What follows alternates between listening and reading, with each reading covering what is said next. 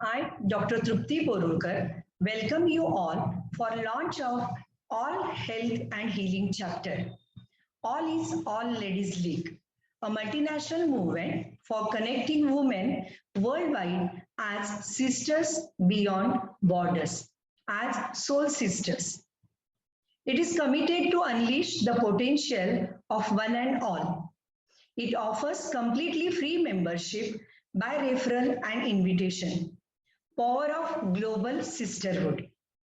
Tomorrow, 8th March, International Women's Day. The theme for tomorrow's program or day reconfirms the time-tested skill of women. Women in leadership achieving an equal future in a COVID-19 world. Much before the day, our beloved leader, Global Chairperson Dr. Harbin Arora ji, lead on to trust me as India Chapter Head for Health and Healing. I am grateful for opportunity and very happy too. I am blessed to have a great team, always supporting wholeheartedly. Under Dr. Harbin's mentoring, unconditional support from my team, friends, and family, I am sure to give justice to the post. Health is a state of complete physical, mental, social well-being and not merely absence of disease. Healing is a process to restore health. Health is an outcome. Healing is a choice. Both brings well-being, wellness to of body, mind, spirit, and emotions. Loka samastha sukhino bhavantu. Let the entire world be happy. With this motto, we are starting nationwide chapters. We welcome modern medicine doctors, alternative pathways doctors, healers, lifestyle changers to come forward and join us. Let's encourage, engage, energize, enlighten, and empower each other. Let's extend sisterhood. Let's be soul sisters. I am happy to introduce my team from different walks of medicine, right from my seniors to first year medicals. Here we go.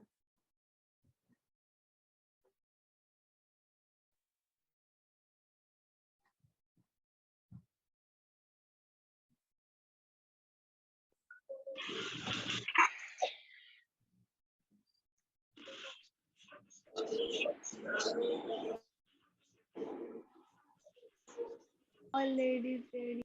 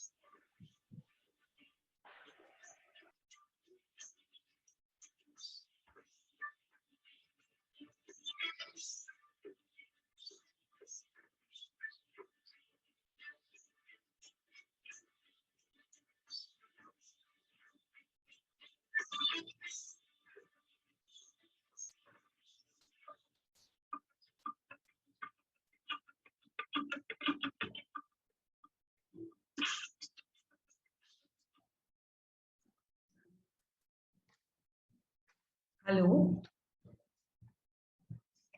Dr. Harbin Arora, founder of All Ladies League, She Economy, Women Economic Forum, Women's Indian chapter of Commerce and Industry, is extremely busy.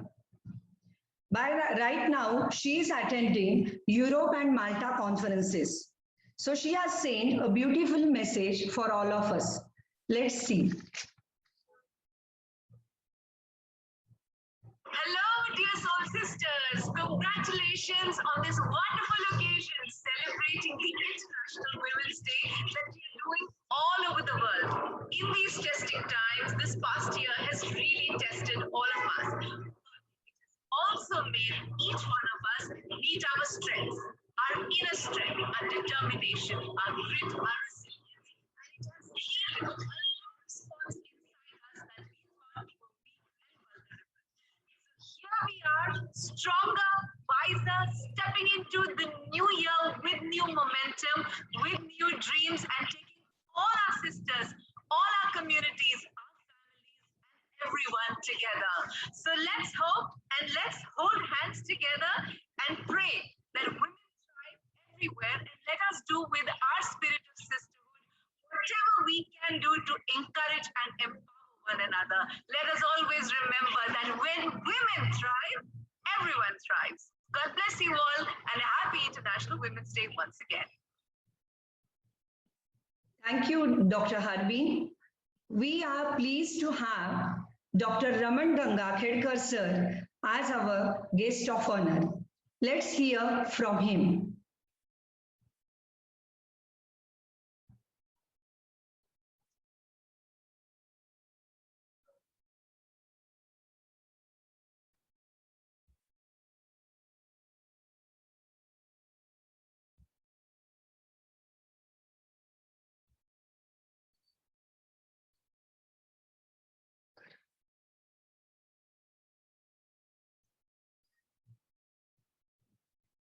We are immensely pleased to have great personality with us, Padma Shri Dr. Raman Gangakhedkar. Sir has worked in several fields after completing his post-graduation as pediatrician. He worked in National Institute of Nutrition, Hyderabad, National Institute of Immunohematology, Mumbai. In early 1980, he began research in HIV. At time when knowledge of disease was developing. He worked with National Institute of Virology and National AIDS Research Institute, NARI, at Pune. He was active in developing national policies and patient empowerment. Along with his research, he was active in serving disadvantaged HIV/AIDS patients. His research on mother-to-child transmission was instrumental in rolling out prevention of parent-to-child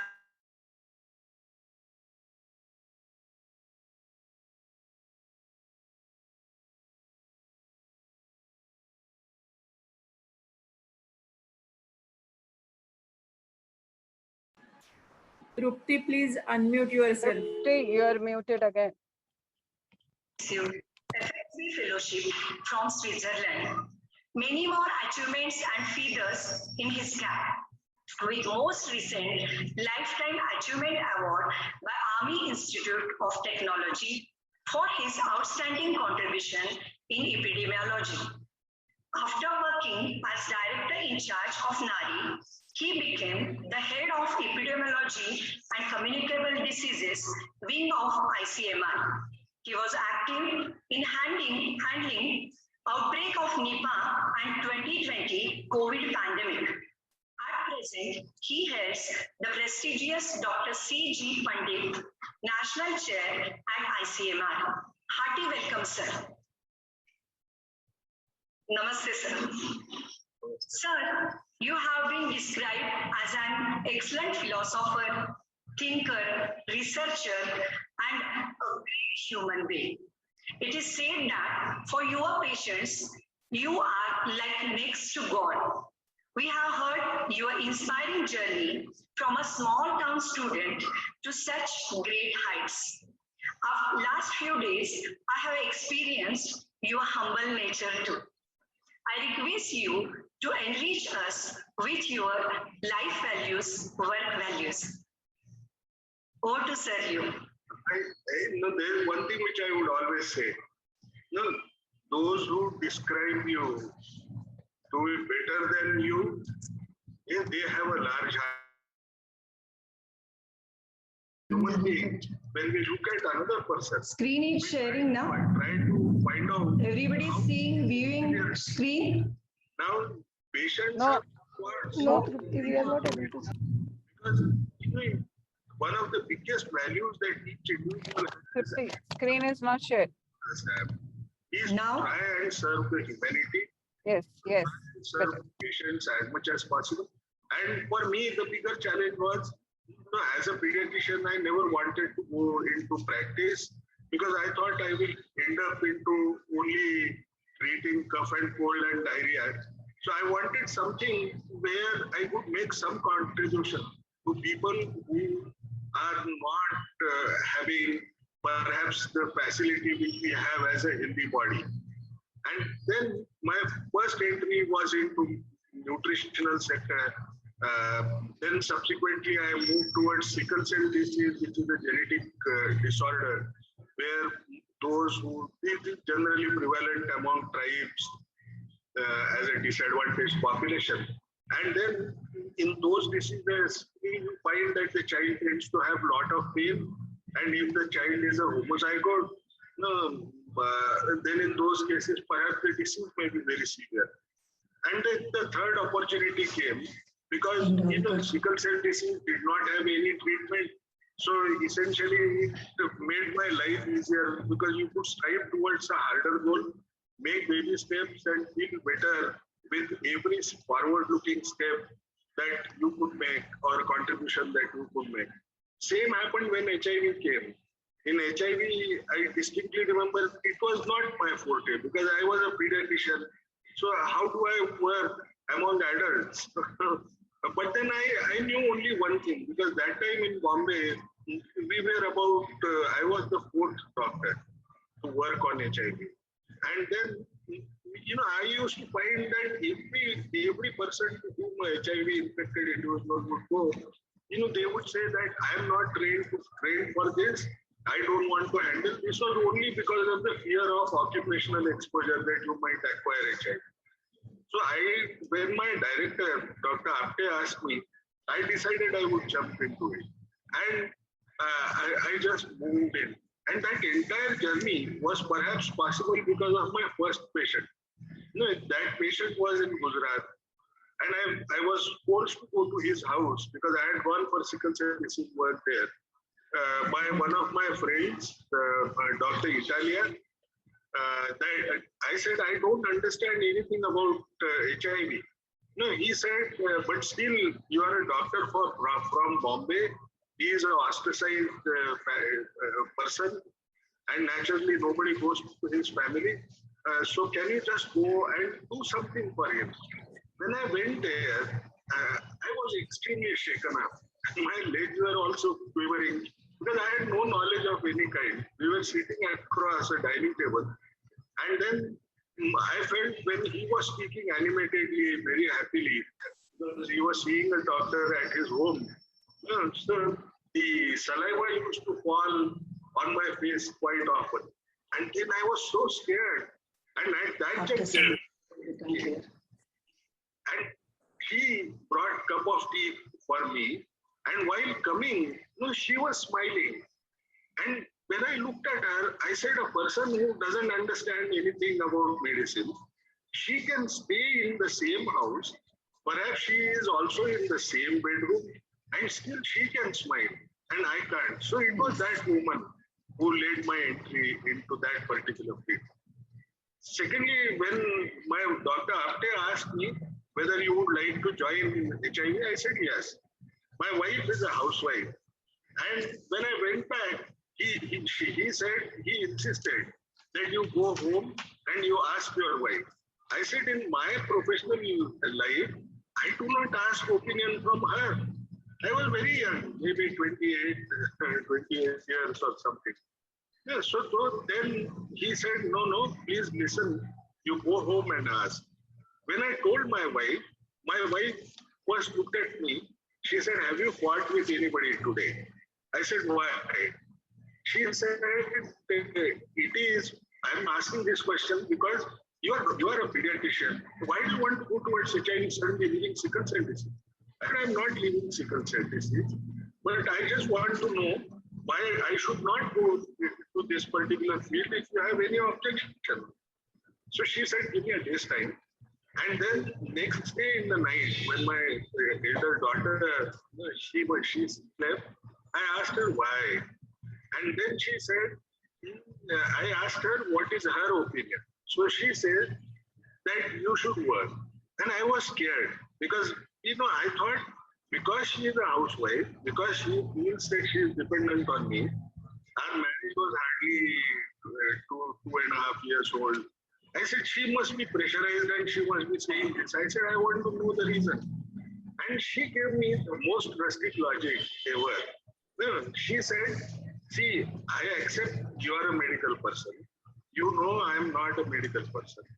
So basically, you must also understand that if you feel that you are unsafe while working in HIV, the threat to the life is to your own life. And if that is the case, that after knowing everything, if you want to work in that field, how do I stop you? I said, why? He said, if there is a fire in the building, please remember what will happen. The first thing you will do after noticing fire is run away, go and take that lift. And then you will realize, oh, my wife and my daughter are still behind. And then you walk back. So it is the self-preservation instinct that is most important. So she was another strong force. I just told her that if ever I acquire HIV because of working in this particular field, then in that case, you must trust me that it would not be because of any kind of deeds that you may suspect, but it may just be a chance event. We don't understand much about this particular disease. So it was another woman who stood behind me, especially when I had a needle stick. She just laughed and she said that at the time of marriage, I had told her that your father is a well-known criminal lawyer and you might expect that you would have many cars because I'm a doctor. I don't believe in such things. I want to live a life in a different manner. So please decide before you actually think of getting married. So she said, you yourself had told at the time of marriage when I had a little stick that you are not going to marry a millionaire. Those days, million was a big kind of a sum. So then she said that if you now get infected with this middle state, you will get you will get 1 million rupees because health minister had promised that. So don't think of anything. Nothing is going to happen. You continue working. And then the third set of women who taught me a lot was sex workers. Sex workers to us, we never think of them as equal women. For that matter, when it comes to male view, males never treat women as equal. When it comes to sex workers, she is complete commodity. There is nothing else with that woman. But when I started interacting with them, I realized, for some time my clinic people used to be extremely worried because when they used to walk in, sex workers or hijaras, they used to shout at the loudest and say that I want to see the doctor and straight walk into the room. They used to run after them. I used to tell them, why do you feel so bad? They used to say, no, this is because they don't have manners. They shout so much. They don't listen to anything. They walk into your room. Those days. See, these women have been brought up in a different set of environment. If they find that they are going to interact in such a manner, that's not their fault. No, you have to understand them and not they have to understand you. Yes. So you need to accept them and let them move. Slowly I started realizing I used to be talking a lot with them because those days it was like a curse, HIV. No, so when you actually go to what they think, So I started realizing these women used to have yars. Now, my feeling used to be that no, if she tends to sell her body, one, she should not be feeling shy when it comes to examination, per vaginal examination. But she would hate the most if I go in at any given point in time because she used to feel, no, no, I should be examined by a woman. I had women physicians, but they were junior to me. They didn't have so much of experience. Sometimes they used to call. Then I learned the first trick. I used to say, have you talked with that woman and is she willing to allow me to see the lesion? So unless she said, I would not. People used to get upset that you are unnecessarily giving so much of this. But the reality was, when I sat with them, I used to realize, these women are different. They sell their bodies, but they invest into their yard, into people, and they will never sell their mind. Yes. To me, they are the best human beings that one can have. If you look at it, including myself, we sell our mind, though we don't sell our body. To me, selling one's soul is one of the worst things to happen. But we do it regularly and we call them as ladies who should not be treated as equals. And that's something which is very sad. Yes. I slowly started looking at that issue also, that women from mainstream. Look at those women from mainstream. In one of the study, I was supposed to, it was a clinical trial.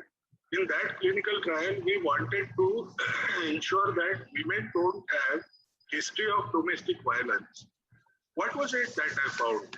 No, it was so difficult to include those women, enroll those women, because any woman you ask, she used to say, "Ek baar to bhi, na, sometime I had history of domestic violence."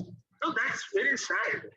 No, I realized that the suppression is so common that then I ended up doing something in Aga Khan Palace with these women, which was just wonderful, which I liked the most. No, somebody challenged me, he said, from Yeroda slums, I want to train the women as peers on sexuality education, which they could extend really well in the community, because it's essentially, it should be given to women. The first day I remember, this used to be 3 days after. First day I said Sambho in Marathi. No, these women had come with small child.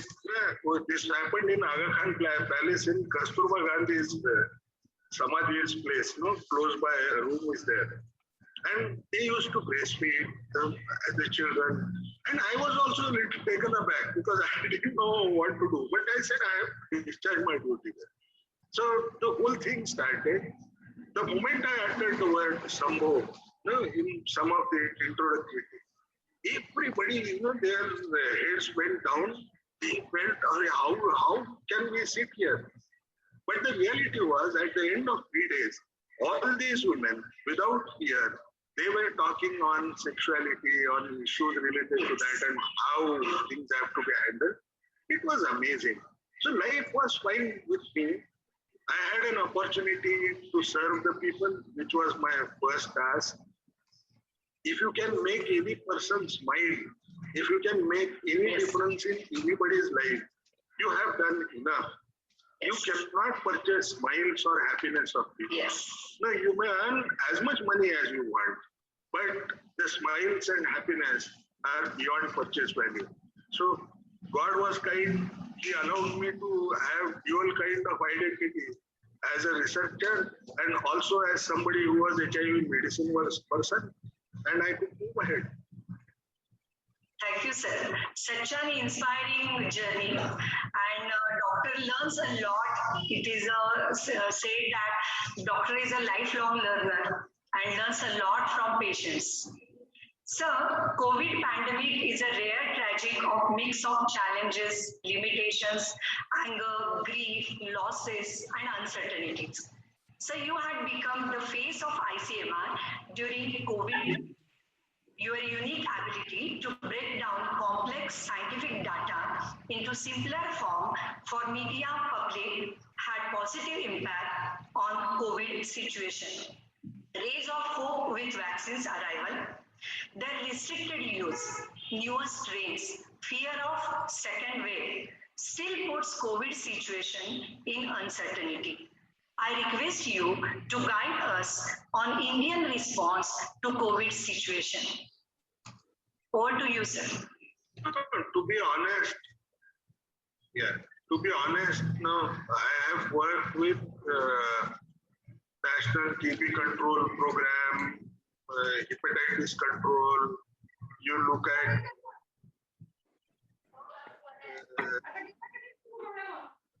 Nipah. it was my own area of work, but coordinating as policymakers for anybody. Perhaps 8 or 10 days after knowing that China has reported cases, all of us came together and people, even the cabinet secretary used to hold a meeting every day from that particular day. If I recall, it was 17th of January. What was most important? The most important lockdown related decision very quickly, which was a very strong decision that we had to take. Because you had to imagine at that time, we had about 135 crores population. And our work was, how do you teach so many people and how will they adhere to what we expect them to do? Because if you actually think, no, if you are to teach 135 crore people on any issue, you will take more than 5 years time. What was worse, this pandemic doesn't give you any time to react. What was worse was our scientific literacy was very low. So it essentially means that when you reason with them, you have to reason out in such a simple manner that they understand so that they remain calm. And not panicking was the most important task in front of me when I used to sit in press information bureaus meetings. One of the reasons was, you utter anything wrong, if the word is misunderstood by anybody, if they don't understand the entire content really well, what might happen? No, we are the largest democracy. No, you talk of anything. No, you say that vehicles which are polluting in a city, no, you should ensure that you don't use them. You just throw them. Don't give them license. If there are 100 people, you will find 40 will go against you. Though in principle they may agree, but then in democracy that's a big fear. And I had to ensure that I speak in a manner which they understand. There is no panic in the whole situation, but everybody responded really well. No, we knew we didn't have so much of capacity, whether it is diagnostics, whether it is personal protective equipment, whether it is ICU beds or even trained doctors. But still, those 4 months we could utilize really well. But at this juncture, you find that after 5 months, the first wave of this curve has declined dramatically. And perhaps we are the best placed nation across in the world. Now, the fear of a second wave is coming, especially at the backdrop of the variants that are emerging. So what is it that is crucial for all of us to remember? That this wave is coming back to us mainly because, our COVID appropriate behaviors are dropping down. Yes. If I continue to follow, if 95% of the people follow COVID appropriate behavior, COVID will not come back and hit us as strong. Since 95% people don't follow it, one must remember that you will have to use another weapon in armament to them, that is vaccine. But what is essential for one to remember? That whether you are vaccinated or you are not, you have to continue to use COVID appropriate behavior subsequently as well. Why are we saying that? COVID appropriate behavior reduces the risk of acquisition of COVID infection by 85% if I follow it rigorously. And what does a vaccine do? That if ever I fall into that small group of 15%, then in those cases, the infection that will occur after vaccination will be mild enough, it is unlikely to kill me. Now, if that is the case, we have to continue to follow this. If we don't follow this approach, then perhaps we have to see many deaths in our own population, deaths of your own loved ones, the elderly, and family members. And what is worse is, even if you are infected, even if you are young, people tend to feel nothing is going to happen to me. We have understood this infection less. Now that more and more we understand about post-COVID syndrome, you start realizing that adverse effects we may be watching for decades to come. So instead of that, please don't take risks. Go for following COVID appropriate behavior. If you fall into the eligible group, please don't resist and say no to vaccines. Take the vaccine and try to safeguard you, your family, and please remember that you have to ensure that your safety lies in the safety of the entire community.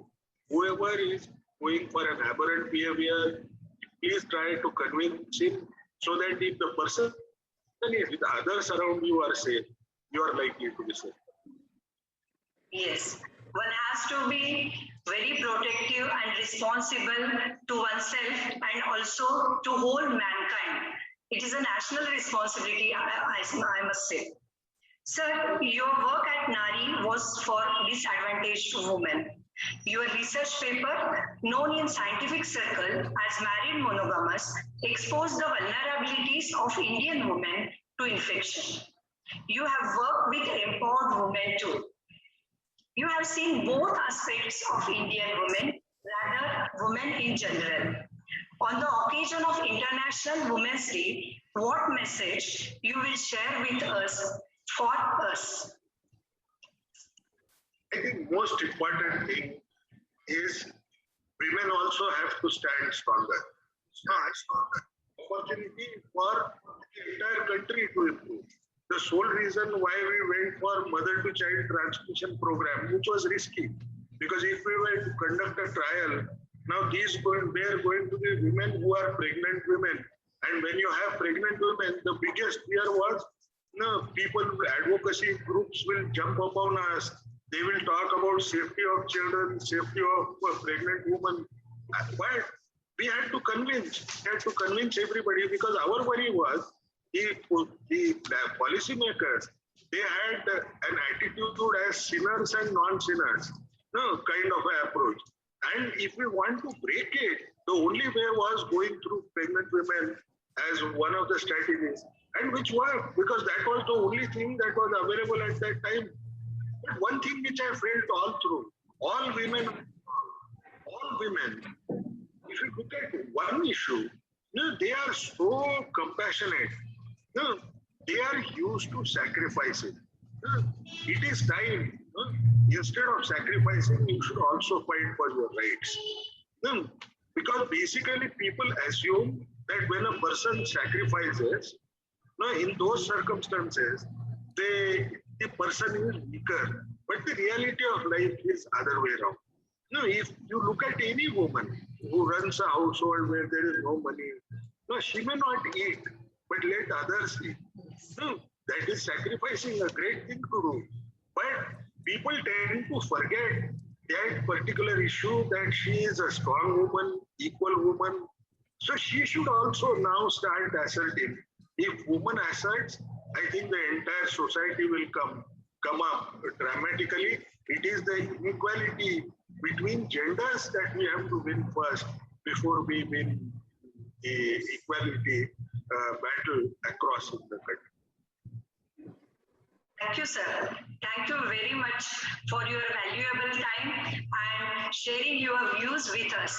Thank you, sir. Thank you from all of us and from all Ladies League. Thank you, sir.